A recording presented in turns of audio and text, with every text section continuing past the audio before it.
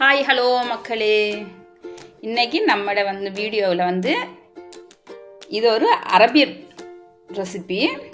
இது அரபி ஸ்வீட்டு. இப்போ இதுக்கு தேவையான என்னென்ன பொருட்கள்னு பார்க்கலாம். வெதுப்பான கொஞ்சம் தண்ணி எடுத்துக்கொள்ளணும். சும்மா லைட்டாக கொஞ்சம் தண்ணி சூடாக்கி அதில் 2 ஸ்பூன் ஈஸ்ட் போட்டுக்கொள்ளணும். ஈஸ்ட்டை முதல்ல நல்லா கரைச்சி விட்றணும். நல்லா ஈஸ்ட்டு கரையட்டும். அதோடு சேர்த்து கொஞ்சம் சீனி போட்டிருக்கிறேன். கொஞ்சமாக சீனி போட்டுட்டு அதுக்கு பிறகு 2 முட்டையை அடித்து ஊற்றிக்கொள்ளணும். முட்டையும் உடைச்சி ஊற்றிட்டு இதை கூட நல்லபடியாக கலந்துட்டுறணும். அதோடு சேர்த்து நல்லா கலந்ததுக்கு பிறகு தான் இப்போ அடுத்த ஒன்றா போட்டு கலந்து கொள்ளணும். முதல்ல முட்டையை கொஞ்சம் நல்லா அடித்து கொள்ளணும். இப்போ நான் மைதா எடுத்துக்கிறேன். 2 கப்பு மைதா எடுத்துருக்கிறேன். கொஞ்சமாக உப்பு, கொஞ்சமாக பேக்கிங் சோடா கொஞ்சமாக போட்டுக்கொள்ளணும். நம்ம அப்ப சோடான்னு சொல்லுவோம் இல்லையா, அதை போட்டுக்கொள்ளணும்.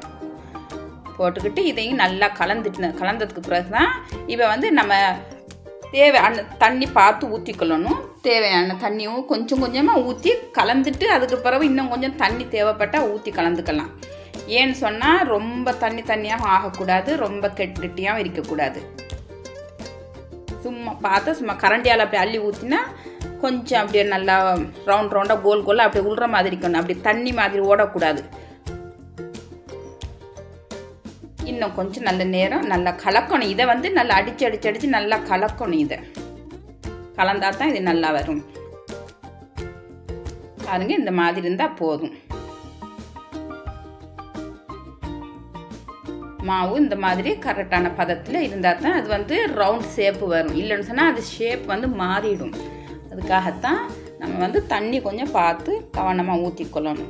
இப்போ இதை ஊற வச்சுக்கொள்ளணும். 1 மணித்தியாலும் அப்படியோ பக்கத்தில் வச்சிடணும். இது நல்லா ஊறட்டும், புளிக்கணும். மாவு புளிச்சா தான் இது நல்லா மொறுமொறுப்பாகவும் உள்ளே சாஃப்டாக நல்லா மொறுமொறுப்பாக வரும். இப்போ அடுப்பை பற்ற வச்சு நான் இதுக்கு சீனிப்பாவு செய்ய போகிறேன். சீனிப்பாவு செய்யணும். அதுக்காக நான் ஒரு 2 கிளாஸ் தண்ணியை ஊற்றிக்கிறேன்.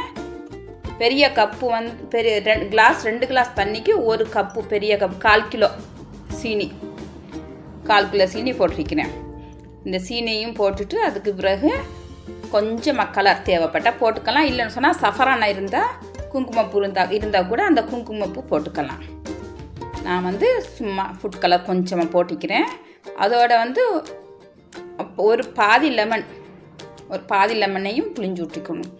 ஏன்னு சொன்னால் புளிஞ்சு விட்டா தான். இல்லைன்னு சொன்னால் இது சீனி அப்படியே கெட்டி ஆகிரும். கொஞ்சம் ஆறிட்டு சொன்னால் கெட்டி ஆகிரும். ஒரு மாதிரி அப்படி சீனி கெட்டி இதாக இருக்கும். அதனால தான் கொஞ்சமாக தேசி புளி விடணும். புளி போட்டால் தான் கொஞ்சமாக நல்லா இருக்கும். பாவு எப்படின்னு சொன்னால் நம்ம அதிகமாக ரொம்ப நேரம் கொதிக்க விடாமல் கொஞ்சம் லைட் அப்படி நம்ம தொட்டு பார்த்தா கொஞ்சம் பிசுபிசுப்பு தன்மையாக இருக்கணும். பார்க்கறதுக்கு கொஞ்சமாக கையில் சும்மா ஒட்டுற மாதிரி அப்படி இருந்தால் போதும். கம்பி பதம் தேவையில்லை இதுக்கு. பாவும் ரெடி ஆகிடுச்சு. அதை பக்கத்தில் வச்சு பார்ப்பேன் இப்போ இது மாவு புளிச்சிடுச்சா இல்லையான்னு சொல்லி. இப்போ மறுபடியும் கொஞ்சம் அப்படியோ கலக்கிடணும். கலக்கிட்டதுக்கு பிறகு இதை விஸ்கர் இல்லாமல் நம்ம கையால் தான் நல்லா அடிச்சுக்கணும். கையால் நம்ம அப்படியோ ரவுண்டாக நம்ம அடித்தா நல்லா இன்னும் நல்லா இருக்கும். பொங்கும், நல்லா பொங்கி வரும் மாவு. இப்போ பொரிக்கிறதுக்கு தேவையான எண்ணெயை ஊற்றிக்கொள்வோம். எண்ணெயை ஊற்றிக்கிட்டு அதுக்கு பிறகு இதை நம்ம கரண்டி, சின்ன தேக்கரண்டிக்கு இல்லையா, அந்த தேக்கரண்டியால் தான் ஒரு கிண்ணத்தில் தண்ணி வச்சுக்கிட்டு அந்த தண்ணியில் தொட்டு அந்த தண்ணியில் இதை நல்லா அமுக்கி எடுக்கணும். நல்லா அமுக்கி எடுத்துட்டு அது நல்லா கையால் ஒரு வாட்டி அடிச்சுட்டு அதுக்கு பிறகு நம்ம கரண்டியால் தான் அதை போட்டுக்கொள்ளணும். அப்போ தான் இதோட ஷேப்பு வரும், ரவுண்டாக வரும். இல்லைன்னு சொன்னால் அந்த ரவுண்ட் ஷேப் பண்ணது வராது. அப்படியே சின்ன பால்ஸாக தான் போட்டுக்கொள்ளணும். ரொம்ப பெருசாக இருந்தால் பொங்கி ரொம்ப பெருசாகிடும். எவ்வளோ சின்னதாக போடுறோமோ அது கணக்கான ஒரு சைஸுக்கு வந்துடும்.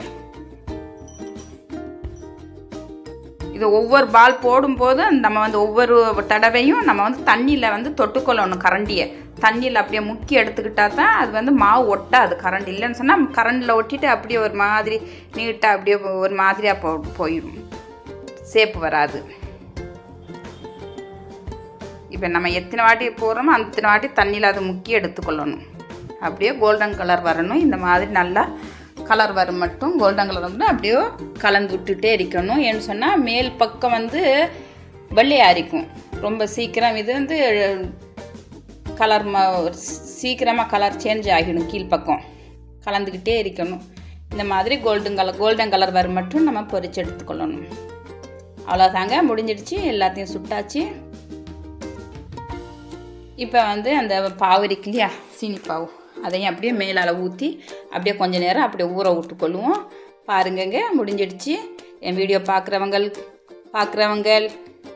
லைக் சப்ஸ்கிரைப் செஞ்சு கொள்ளுங்க. அடுத்த வீடியோவில் சந்திக்கலாம்.